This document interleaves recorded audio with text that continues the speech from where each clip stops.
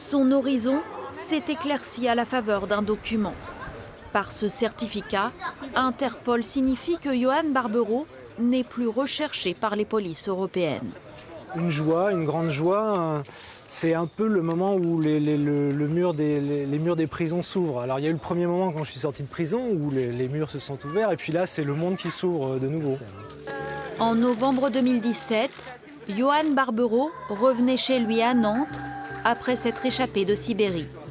La justice russe l'avait condamné à 15 années de colonie pénitentiaire. Dans son rendu de décision, Interpol reconnaît aujourd'hui que ce jugement avait probablement des motifs politiques. À l'époque, Yoann Barbero dirige l'Alliance française. La France et la Russie sont en pleine crise diplomatique.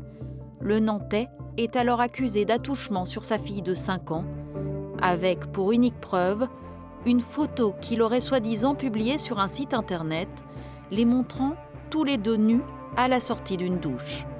Probablement ce qu'on appelle un compromat, une affaire sexuelle fabriquée de toutes pièces.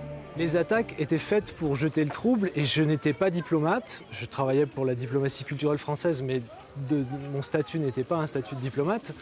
Et je n'étais pas opposant politique non plus. Et pourtant, Interpol dit que c'est une affaire politique. Donc oui, on peut dire que c'est rare. Au mois d'avril dernier, le tribunal administratif a condamné l'État français pour n'avoir pas su protéger son employé. Dernière étape de ce combat pour laver son honneur, Yoann Barbero espère maintenant une condamnation de la Russie devant la Cour européenne des droits de l'homme.